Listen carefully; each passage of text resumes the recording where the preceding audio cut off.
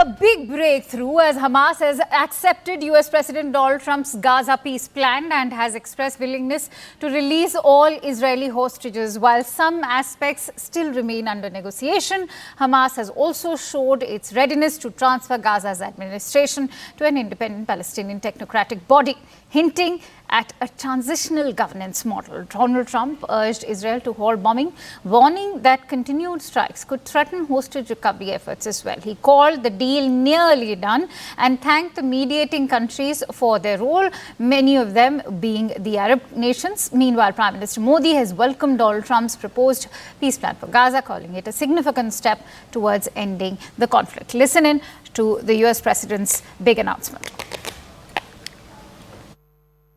I want to thank the countries that helped me put this together: Qatar, Turkey, Saudi Arabia, Egypt, Jordan, and so many others. So many people fought so hard. This is a big day. We'll see how it all turns out. We have to get the final word down and concrete. Very importantly, I look forward to having the hostages come home to their parents and having some of the hostages, unfortunately, you know the condition they're in, come home likewise to their parents, because their parents wanted them just as much as though that young man or young woman were alive.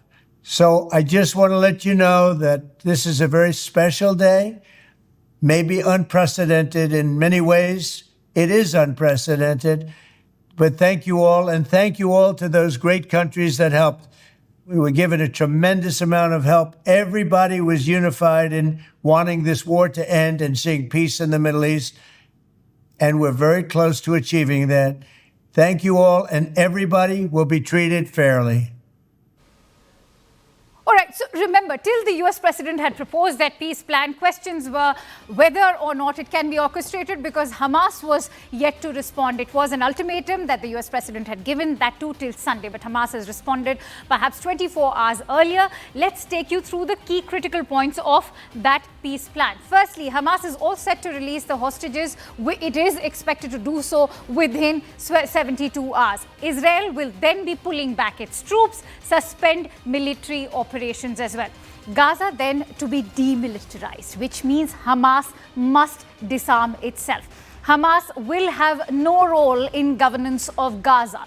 Israel will free 250 Palestinians, serving lifetime 1,700 others as well.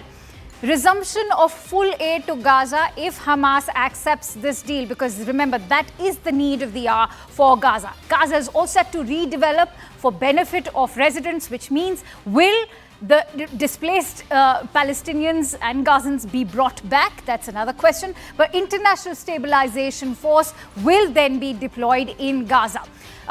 You're also going to deep dive into what that force is going to look like, but an apolitical Palestinian panel will then govern Gaza temporarily. The Board of Peace will be headed by Donald Trump, who will then supervise the governance panel.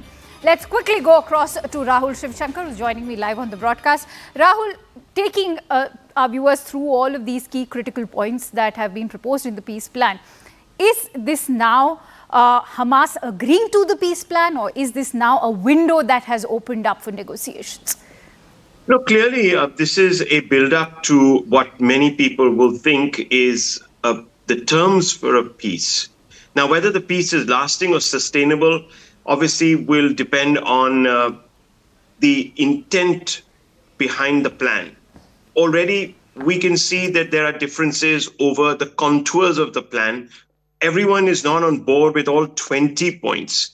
You can agree with certain sections, but at least in this war of attrition, we've come to a point where both sides have realized now, through mediated effort, and it's a very visibly mediated effort, that war is not taking them anywhere.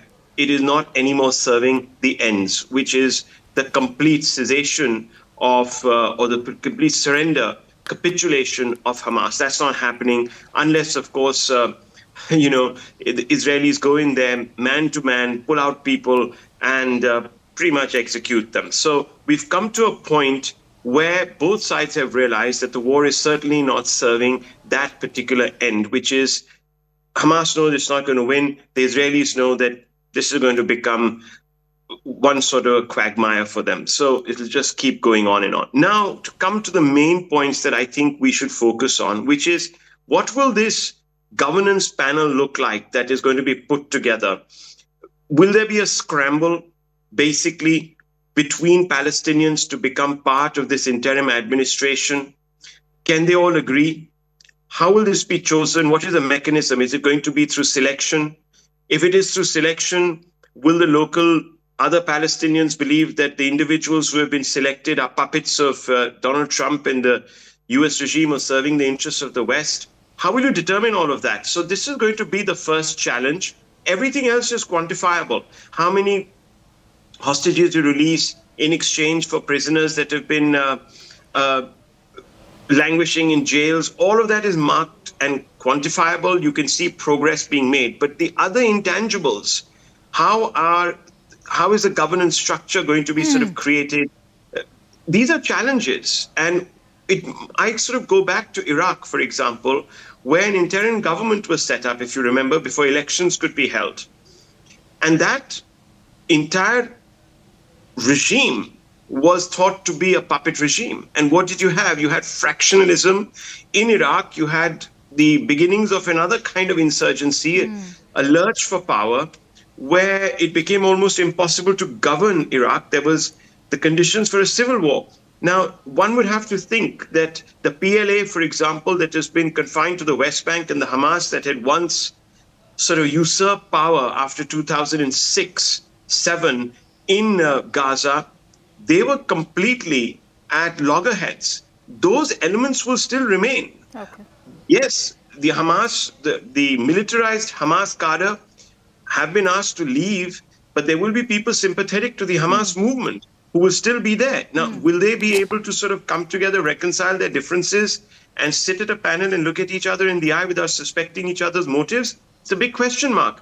Who picks? I mean, why would anyone want Trump to be around in a sort of neo-colonialist manner, fostering the conditions for democracy and all sorts of other experiments which may actually not conform to the stereotypes or even the expectations or the aspirations of Palestinians?